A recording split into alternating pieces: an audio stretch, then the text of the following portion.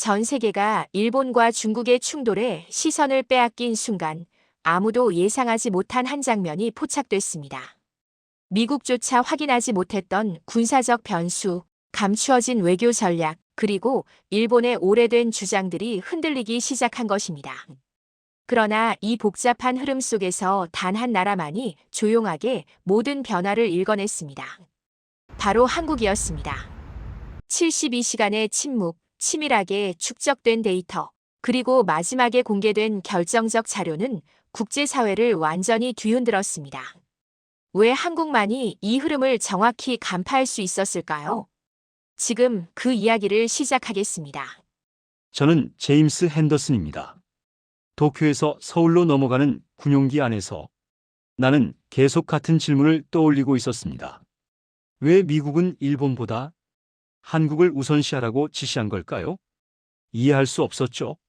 30년 동안 동아시아 전략을 분석해온 사람으로서 이 지침은 전례가 없는 것이었습니다. 일본은 체계적이고 예측 가능한 동맹국이에요. 미국과의 관계도 70년이 넘었고요. 반면 한국은 빠르게 성장했지만 여전히 지역의 보조적 존재로 인식되던 나라였습니다. 그런데 워싱턴은 단 한 문장으로 판을 뒤집었어요. 우선순위는 한국이다. 그 지침을 받은 순간 일본 강요들이 보이던 미묘한 당황, 그리고 책임을 미루던 침묵이 의미를 갖기 시작했습니다. 일본은 스스로 서지 못하고 있었어요. 중국의 해상 압박 앞에서 그들은 놀라울 정도로 무력했죠. 반면 한국은 어떤가요? 솔직히 나는 확신하지 못했습니다. 도쿄에서 보낸 일주일은 혼란의 연속이었습니다.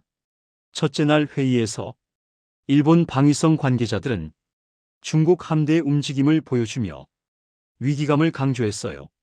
하지만 구체적 대응책을 물으면 그들은 말을 흐렸습니다. 미국의 개입이 필요하다. 동맹국의 지원이 절실하다. 그런 말만 반복했죠.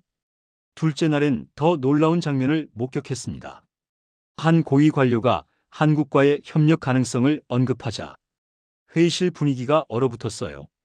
몇몇은 노골적으로 불편한 표정을 지었고 누군가는 과거를 언급하며 감정적으로 반응했습니다.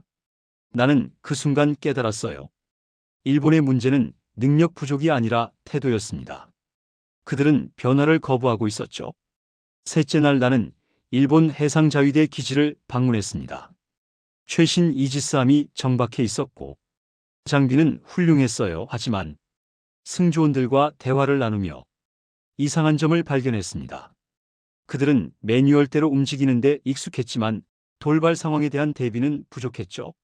실전 경험이 없다는 게 모든 대화에서 느껴졌습니다. 내 의무는 단순한 호기심이 아니었습니다. 이건 미국 전략 전체의 방향을 바꿀 질문이었어요. 동아시아에서 누구와 손잡아야 하는가? 누가 실제로 위기에 대응할 수 있는가? 그 답을 찾는 게 내 임무였죠.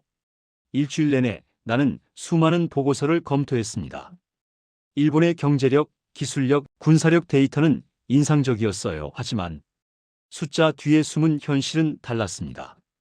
의사결정은 느렸고 위기 대응 체계는 경직돼 있었으며 무엇보다 변화에 대한 의지가 보이지 않았죠. 비행기 창밖으로 어두운 한반도의 불빛들이 보이기 시작했습니다. 서울의 야경은 도쿄와 달리 밀도가 높고 역동적이었어요. 불빛 하나하나가 살아 움직이는 것 같았죠. 나는 묘한 압박감을 느꼈습니다. 과연 한국은 무엇을 준비하고 있을까요? 그들은 이 위기를 어떻게 보고 있을까요? 워싱턴이 한국을 우선시한 이유가 정말 타당한 걸까요? 내 가방 안엔 한국에 관한 보고서가 들어 있었습니다. 경제 성장률, 수출 데이터, 군사력 평가 자료들이죠. 하지만 나는 그 숫자들이 전부를 말해주지 않는다는 걸 알고 있었어요. 일본도 종이 위에선 강했으니까요. 그 질문들이 나를 한국으로 끌어당기고 있었습니다.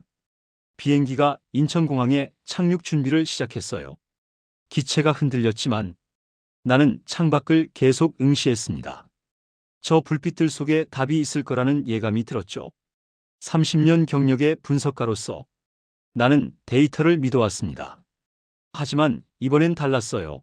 데이터만으론 설명되지 않는 뭔가가 이 나라에 있다는 느낌이 들었습니다. 기내 방송이 흘러나왔습니다.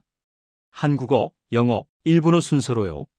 나는 한국어 발음에 귀를 기울였습니다. 낯설었지만 어딘가 단단한 느낌이 있었죠. 그리고 나는 아직 그 답을 몰랐어요. 하지만 곧 알게 될 거라는 확신은 있었습니다.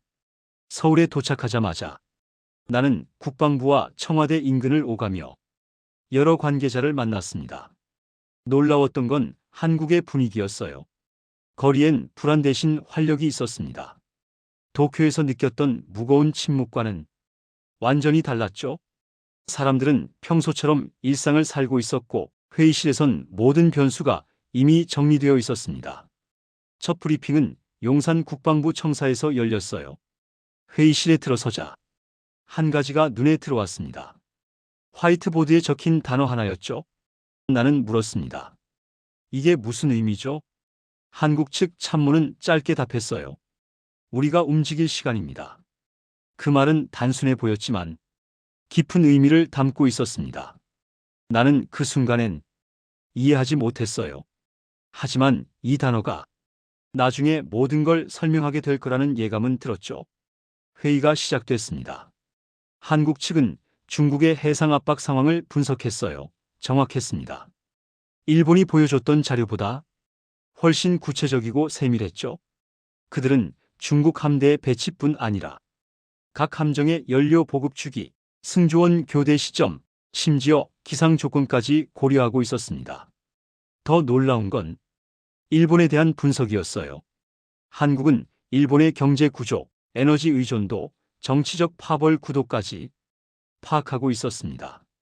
마치 수술대 위에 환자를 들여다보듯 정밀했죠. 나는 물었습니다.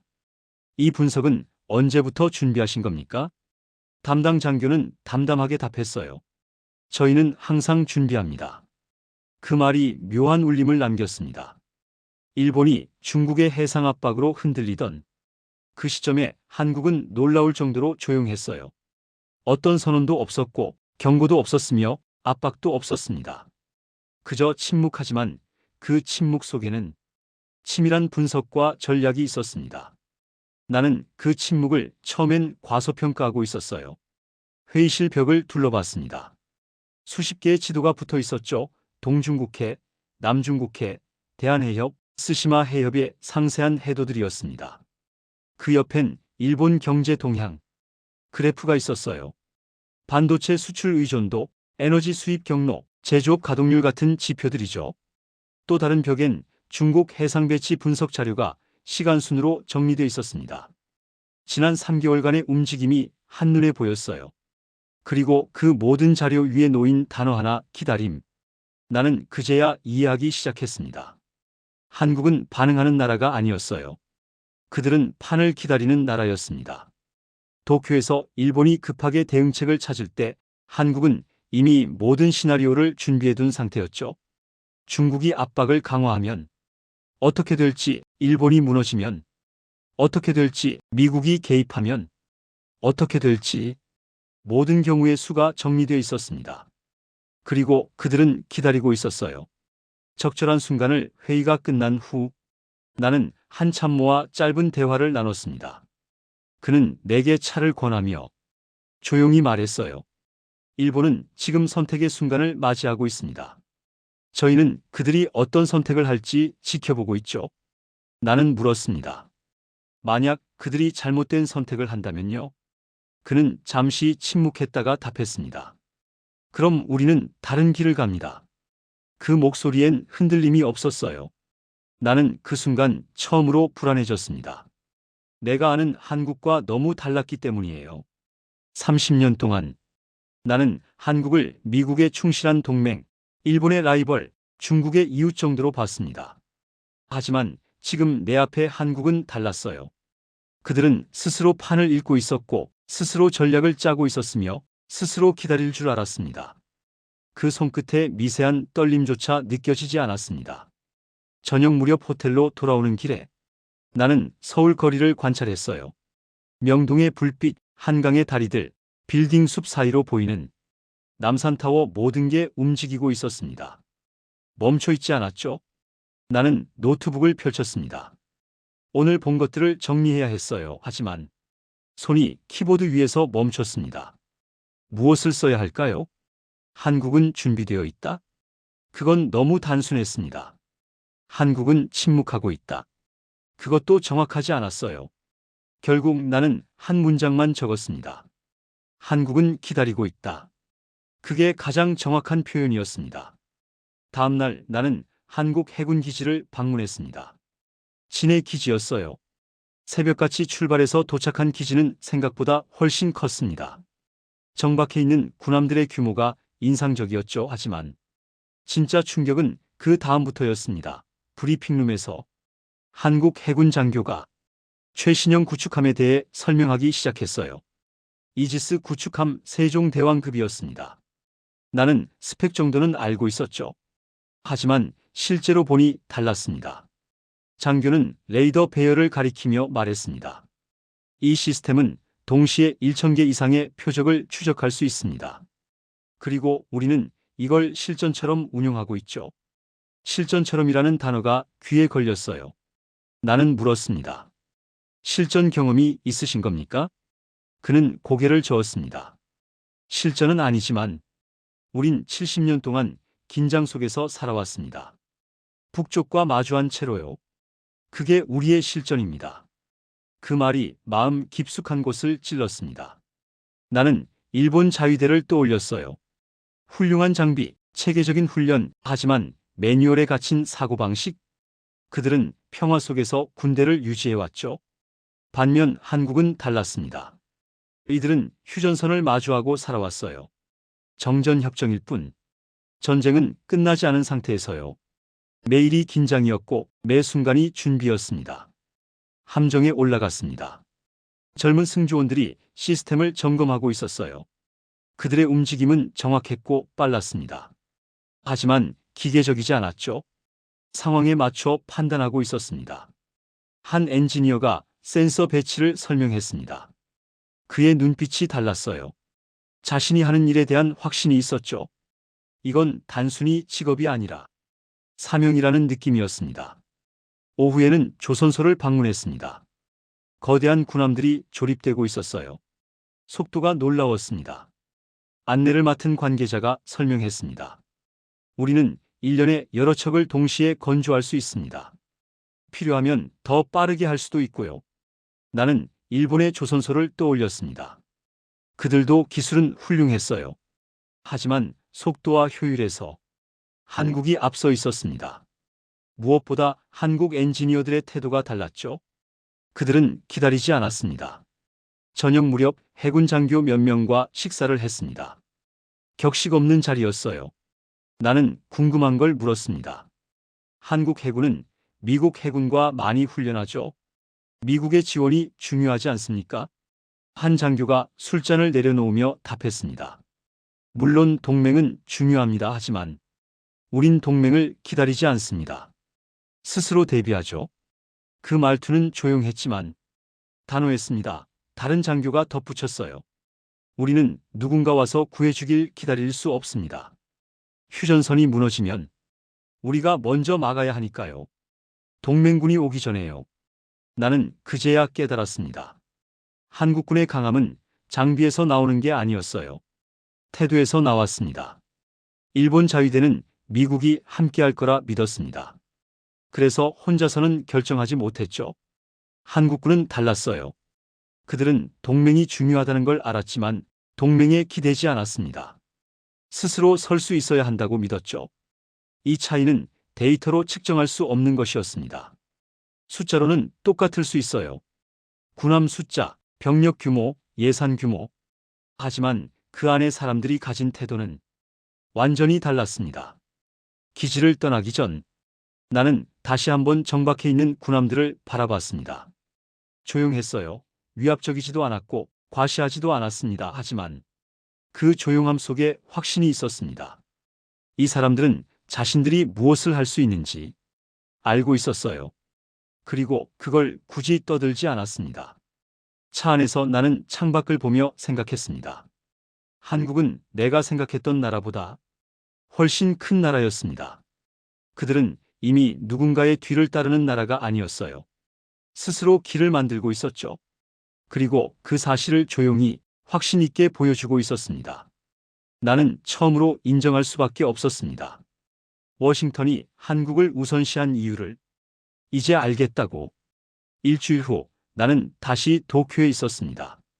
3국 간 비공식 회의가 소집됐기 때문이에요. 회의실 분위기는 일주일 전과 완전히 달랐습니다. 긴장감이 팽배했죠. 중국의 해상 압박이 더 강해졌고 일본은 명백히 흔들리고 있었습니다. 일본 측 대표가 먼저 입을 열었어요. 목소리가 떨리고 있었습니다. 현재 우리의 석유 비축량은 61분입니다. 중국이 해상 봉쇄를 지속하면 그 이상은 버티기 힘듭니다. 60일 그 숫자가 회의실을 짓눌렀습니다. 2개월이면 일본 경제가 멈춘다는 뜻이었죠. 나는 한국 측 대표들을 봤습니다. 그들은 표정 변화가 없었어요. 이미 다 알고 있다는 듯 했죠. 미국 측 대표가 물었습니다. 대안은 무엇입니까? 일본 대표는 잠시 망설이다 말했습니다. 한국과의 협력이 필요합니다. 그 순간 회의실 뒤편에서 일본 측 강경파 의원이 일어섰습니다. 잠깐만요. 우리가 지금 무슨 말을 하는 겁니까? 그의 목소리는 떨리고 있었지만 단호했어요. 분노가 섞여 있었죠. 우리는 과거부터 독자적으로 이 지역을 지켜왔습니다. 한국의 도움 없이도 충분히 대응할 수 있습니다. 나는 그 말을 듣고 한숨이 나왔습니다. 위기 상황에서도 과거의 자존심을 붙잡고 있었어요. 다른 강경파 의원이 덧붙였습니다. 그들과 협력한다는 건 우리의 입장을 약화시키는 겁니다. 역사 문제도 해결되지 않았는데요. 한국 측 수석 대표가 조용히 말했습니다. 그럼 질문 하나 드리죠. 60일 후엔 어떻게 하실 겁니까? 침묵이 흘렀습니다. 강경파 의원이 답했어요. 미국이 개입할 겁니다. 한국 대표는 고개를 끄덕였습니다. 하지만 그 눈빛은 차갑게 식어 있었죠. 미국이 개입한다 해도 시간이 걸립니다. 그 사이 일본 경제는 어떻게 되죠? 제조업이 멈추고 전력 공급이 끊기고 물류가 마비되는데요. 일본 측은 대답하지 못했습니다. 나는 그 장면을 보며 깨달았어요. 일본은 현실을 직시하지 못하고 있었습니다. 한국 측 다른 대표가 말했습니다. 우리는 협력을 강요하지 않습니다. 하지만 한 가지는 분명히 해야겠네요. 이 관계가 실질적 변화를 만들 수 있는가? 그 질문은 날카로웠습니다. 일본 강경파는 얼굴이 붉어졌어요. 한 의원이 소리쳤습니다. 당신들이 우리를 가르치려 드는 겁니까? 한국 대표는 감정 없이 답했습니다. 가르치는 게 아닙니다. 확인하는 겁니다. 일본이 정말 변할 의지가 있는지요? 회의실이 얼어붙었습니다. 나는 미국 측 자리에서 이 광경을 지켜봤어요. 일본의 강경파는 계속 과거를 언급했고 체면을 이야기했으며 자존심을 내세웠습니다. 하지만 한국은 단 한 번도 감정적으로 반응하지 않았어요. 그들은 냉정하게 질문만 던졌습니다. 60일 후엔 어떻게 할 것인가? 변화할 의지가 있는가? 이 협력이 실질적 결과를 낼 수 있는가? 그 냉정함이 일본의 강경파를 더 불안하게 만들었습니다. 그들은 계산보다 체면을 중시했고 한국은 체면보다 현실을 보았죠. 그 차이가 회의장을 찍고 있었습니다. 휴식 시간에 나는 한국 측 수석 대표와 짧은 대화를 나눴습니다. 일본 강경파를 자극하지 않는 게 좋지 않겠습니까? 그는 커피를 한 모금 마시고 답했습니다. 우리는 자극하는 게 아닙니다. 현실을 보여주는 거죠. 그들이 지금 선택해야 할 건 체면이 아니라 생존입니다. 나는 그 말에 아무 대꾸도 하지 못했습니다. 회의가 재개됐습니다. 일본 내각 대표가 조심스럽게 말했어요. 한국 측의 협력 조건은 무엇입니까? 한국 대표는 잠시 생각하더니 답했습니다. 조건은 하나입니다. 진심입니다. 진심? 일본 대표가 되물었어요. 내 과거를 왜곡하지 않고 현재를 직시하며 미래를 함께 만들겠다는 진심 말입니다. 회의실이 다시 조용해졌습니다. 나는 그 순간 깨달았어요. 한국이 가진 보이지 않는 힘의 정체를요. 그들은 상대를 압박하지 않았습니다. 대신 상대 스스로 선택하게 만들었죠. 위기 속에서 체면을 선택할 것인가, 현실을 선택할 것인가. 일본은 갈림길에 서 있었습니다. 그리고 한국은 그 선택을 기다리고 있었어요. 조용히 하지만 흔들림 없이 회의가 끝나고 나는 호텔로 돌아왔습니다. 창밖의 도쿄 야경은 여전히 반듯했지만 어딘가 불안해 보였어요. 나는 노트에 적었습니다. 한국은 힘으로 누르지 않는다. 현실로 깨우친다. 그게 가장 강한 방법이었습니다. 48시간이 지났습니다. 일본 내각은 긴급회의를 소집했고 강경파와 온건파 사이에서 격렬한 논쟁이 벌어졌어요. 나는 그 과정을 지켜봤습니다. 결국 현실이 이겼습니다. 셋째 날 아침 일본 외무성에서 연락이 왔습니다. 긴급 면담 요청이었죠. 나는 한국 측 대표단과 함께 회의실로 들어갔어요. 일본 외교 차관이 기다리고 있었습니다. 그의 얼굴은 창백했죠. 그는 한국 측을 바라보며 천천히 입을 열었습니다. 도와주십시오. 그 말에는 떨림이 있었어요. 중국의 압박이 예상보다 빠릅니다. 우리 혼자서는 버티기 힘든 상황입니다. 조건은 무엇이든 검토하겠습니다. 회의실이 조용해졌습니다. 나는 한국 측이 즉시 응답할 거라 예상했어요. 이건 기회였으니까요. 일본이 고개를 숙인 순간이었죠. 하지만 한국 대표는 놀라울 정도로 태연했습니다. 그는 잠시 침묵하더니 조용히 말했어요. 조건보다 진심을 먼저 보이십시오. 일본 차관의 얼굴이 굳어졌습니다. 진심이란 무엇을 말씀하시는 겁니까? 한국 대표는 테이블에 자료 하나를 펼쳤습니다. 지난 10년간 일본 정부의 역사, 왜곡 사례들입니다. 독도 문제, 위안부 문제, 강제징용 문제. 매년 반복되는 망언들이죠. 일본 차관은 아무 말도 하지 못했어요. 한국 대표가 계속 말했습니다. 우리는 과거를 들춰내려는 게 아닙니다. 하지만 진심 없는 협력은 의미가 없습니다. 위기가 지나면 다시 같은 일이 반복될 테니까요. 그 말 한마디 한마디가 회의실을 짓눌렀습니다. 일본 차관은 숨을 고르며 말했습니다. 그럼 무엇을 원하십니까? 한국 대표는 고개를 저었어요. 원하는 게 아닙니다. 확인하는 겁니다. 일본이 정말 변할 준비가 되어 있는지를요. 나는 그 순간 전율을 느꼈습니다. 일본은 도움을 구하러 왔지만 한국은 도움을 주는 조건을 말하지 않았어요. 대신 일본이 변화할 의지가 있는지 물었죠. 이건 협상이 아니었습니다. 시험이었어요. 일본 차관이 다시 물었습니다. 목소리가 떨리고 있었죠. 구체적으로 어떤 변화를 말씀하시는 겁니까? 한국 대표는 창밖을 바라보며 답했습니다. 과거를 인정하십시오. 왜곡하지 말고요.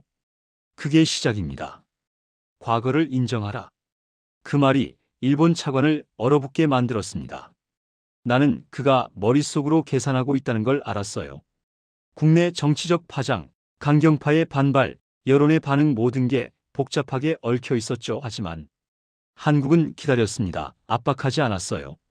그저 조용히 앉아서 일본이 스스로 답을 내놓기를 기다렸습니다. 10분이 지났습니다. 일본 차관은 결국 말했어요. 목소리가 쉬어 있었습니다. 시간을 주십시오. 내각을 설득해야 합니다. 한국 대표는 고개를 끄덕였습니다. 72시간 들이죠. 그 숫자가 다시 나왔습니다. 72시간 서울 국방부 회의실에서 처음 봤던 그 단어였어요. 이제야 그 의미가 완전히 드러났습니다. 한국은 처음부터 이 순간을 계산하고 있었던 겁니다. 회의가 끝나고 나는 복도에서 한국 측 수석 대표를 만났습니다. 72시간이면 충분할까요? 그는 미소 지으며 답했어요. 충분하지 않아도 괜찮습니다. 중요한 건 그들이 고민하는 시간 자체니까요. 나는 그제야 이해했습니다.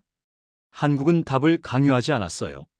대신 일본에게 생각할 시간을 준 겁니다. 그 시간 동안 일본은 자신들의 과거와 마주해야 했죠.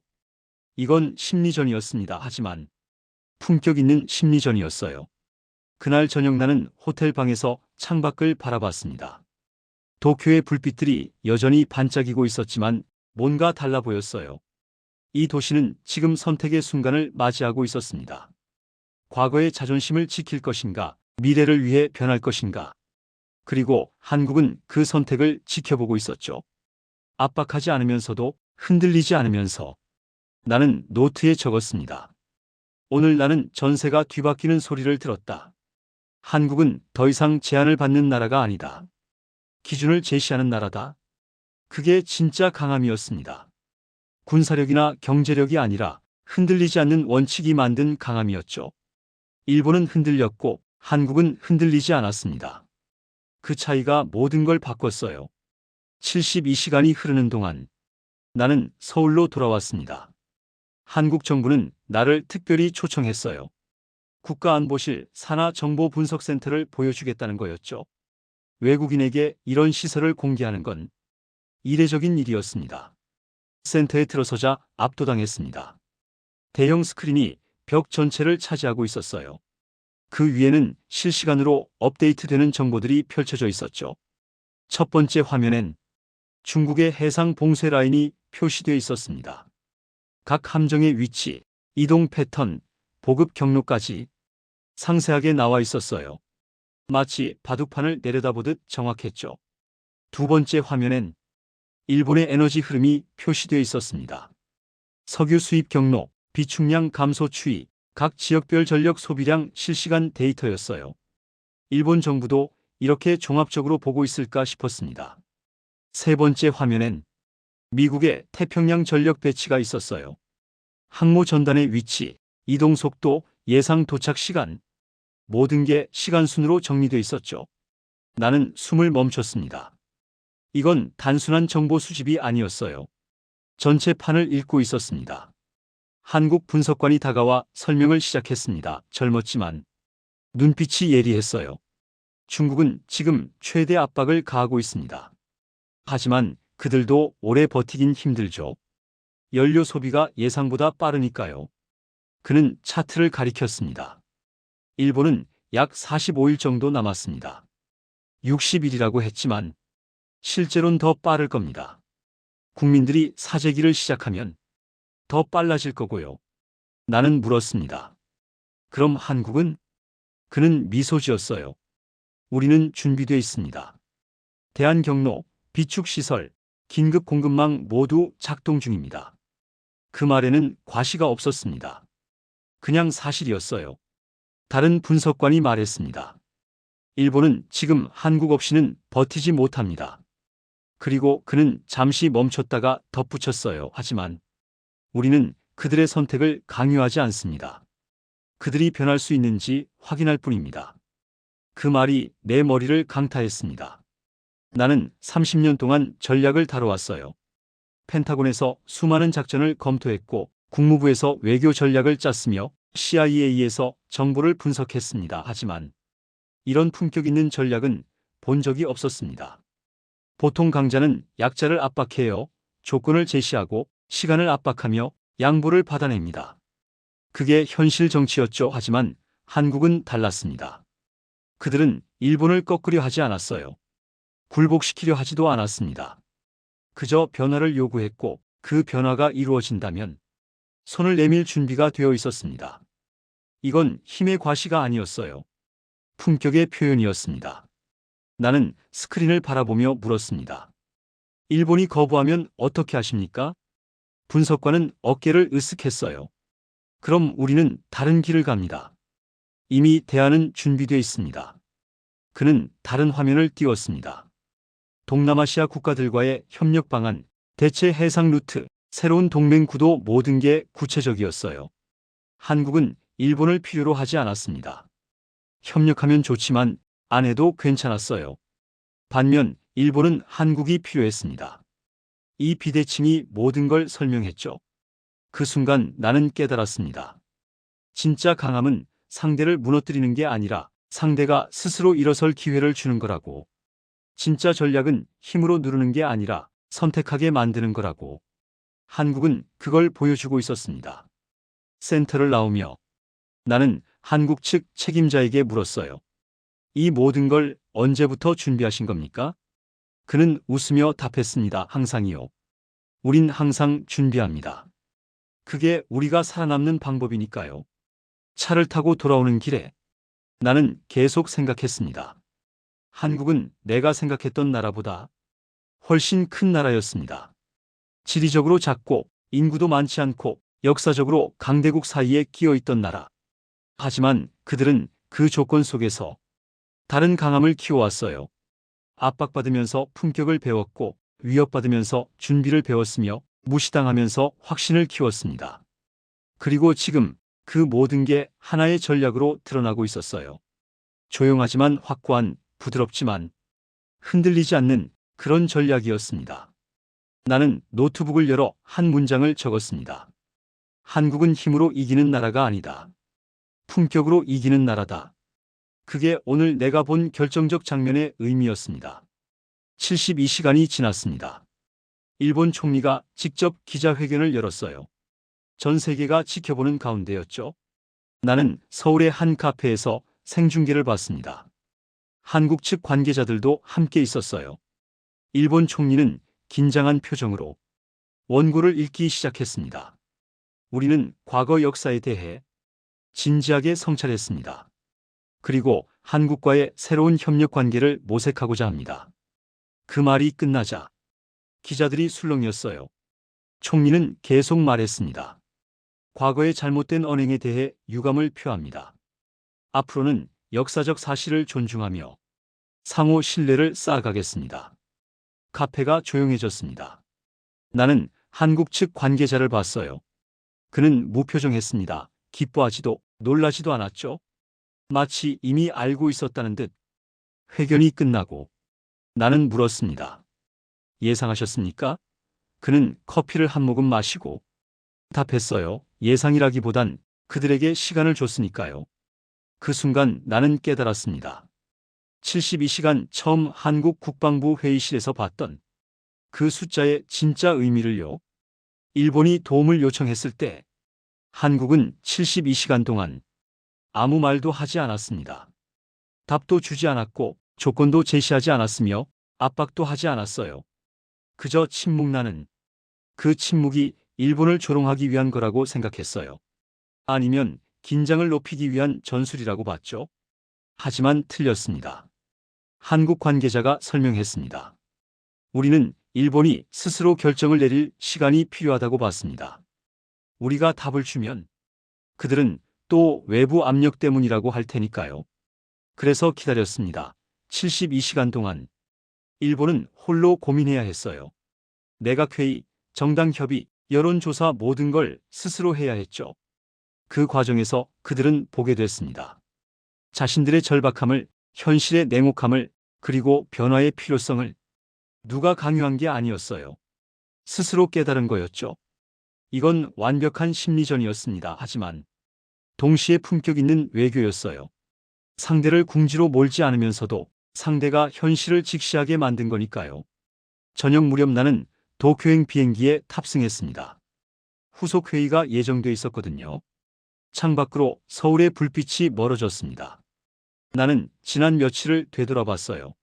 한국에서 본 모든 것들이 이제야 하나로 연결됐습니다. 국방부 회의실에 72시간이라는 단어, 해군 기지에서 본 조용한 확신, 정보 분석센터의 치밀한 준비, 그리고 일본에게 준 72시간의 침묵, 모든 게 계획된 것이었어요.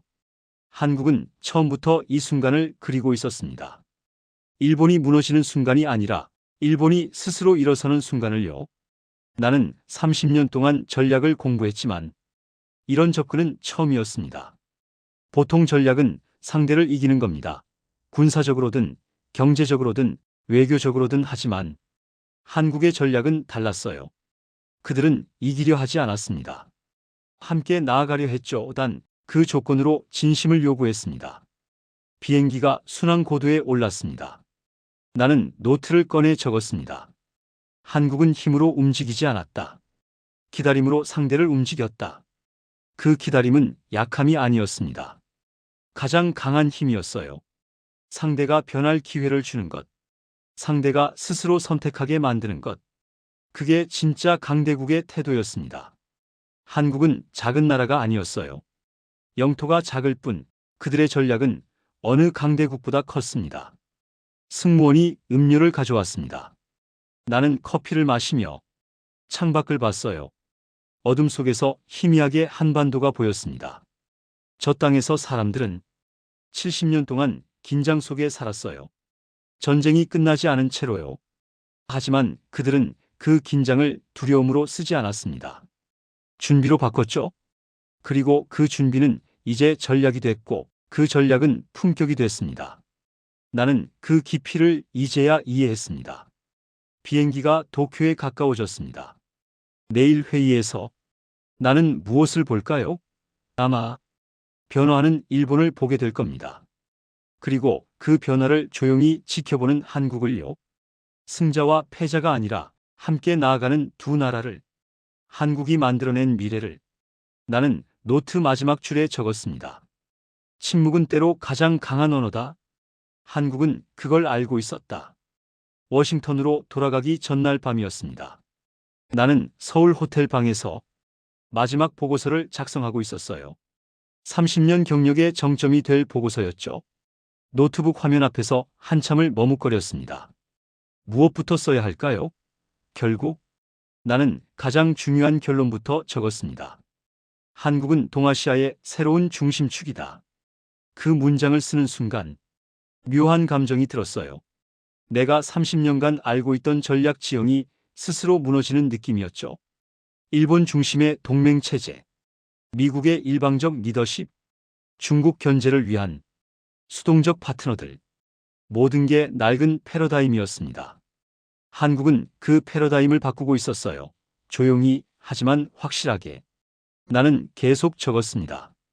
이 나라는 군사력이나 경제력으로만 평가할 수 없다. 그들이 가진 진짜 힘은 다른 곳에 있다. 무엇이었을까요? 지난 며칠을 떠올렸습니다. 해군 기지에서 본 젊은 장교의 눈빛. 자신이 하는 일에 대한 확신이 있었죠. 정보 분석센터의 치밀한 준비.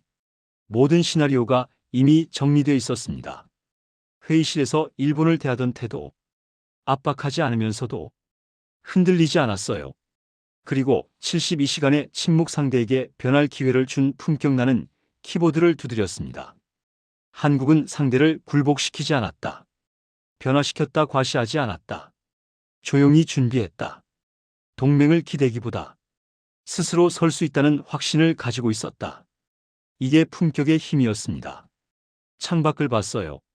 서울의 야경이 여전히 빛나고 있었죠. 한강 다리들, 빌딩 숲, 남산타워 모든 게 살아 움직이고 있었습니다. 일본 도쿄의 반듯한 불빛과는 달랐어요. 서울은 불규칙했지만 역동적이었죠. 멈추지 않았습니다. 나는 다시 보고서로 돌아왔습니다. 30년 동안 나는 수많은 나라를 분석했습니다. 강대국도 봤고 신흥국도 봤으며 쇠락하는 나라도 봤죠. 하지만 한국 같은 나라는 처음이었어요. 강대국의 틈바구니에서 살아남았을 뿐 아니라 그 속에서 자신만의 길을 만들어낸 나라 압박받으면서 단단해졌고 무시당하면서 확신을 키웠으며 위협받으면서 전략을 갈고 닦은 나라. 그리고 이제 그 모든 게 하나의 힘으로 드러나고 있었습니다. 나는 보고서 중간 부분을 채워나갔습니다. 구체적 사례들, 통계 자료, 회의록 요약, 모든 걸 꼼꼼히 정리했어요. 하지만 가장 중요한 건 숫자가 아니었습니다. 태도였죠. 한국은 미래를 기다리지 않았습니다. 만들고 있었어요. 일본이 과거를 붙잡고 있을 때 한국은 미래를 그리고 있었습니다. 중국이 압박으로 상대를 꺾으려 할 때 한국은 품격으로 상대를 변화시켰어요. 미국이 동맹의 충성을 요구할 때 한국은 동등한 파트너십을 보여줬죠. 이게 새로운 시대의 리더십이었습니다. 시계를 봤습니다. 새벽 2시였어요. 나는 보고서의 마지막 부분을 작성하기 시작했습니다. 가장 중요한 권고사항이었죠. 미국은 이 나라와 함께해야 한다. 한국은 단순한 동맹이 아니다. 미래를 함께 만들 파트너다. 그들은 지역의 변수가 아니라 방정식 자체를 바꾸는 존재다. 앞으로의 동아시아 전략에서 한국을 중심에 놓아야 한다. 보조가 아니라 핵심으로 손가락이 멈췄습니다. 이 권고가 워싱턴에서 어떻게 받아들여질까요? 논란이 있을 겁니다. 반발도 있겠죠?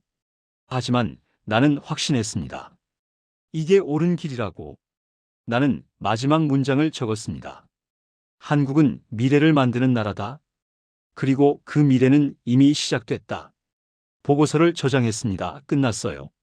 나는 의자에 기대어 천장을 봤습니다.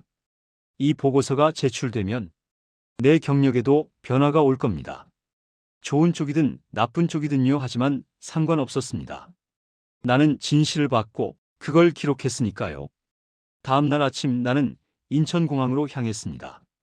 차 안에서 마지막으로 서울을 바라봤어요. 아침 햇살 속에 도시는 생생했습니다.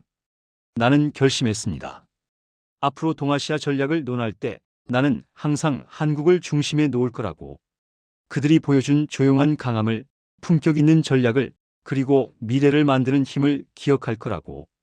한국은 작은 나라가 아니었습니다. 영토만 작을 뿐 그들의 비전은 어느 강대국보다 컸어요. 공항 게이트를 통과하며 나는 마지막으로 생각했습니다. 한국은 새 시대의 표준이다. 그리고 그들은 이미 미래로 앞서가고 있다. 비행기가 이륙했습니다. 창밖으로 한반도가 점점 작아졌어요. 하지만 내 머릿속에서 한국은 점점 커지고 있었습니다. 나는 30년 만에 처음으로 확신했습니다. 이 나라가 세계를 바꿀 거라고. 조용히, 품격 있게, 하지만 확실하게.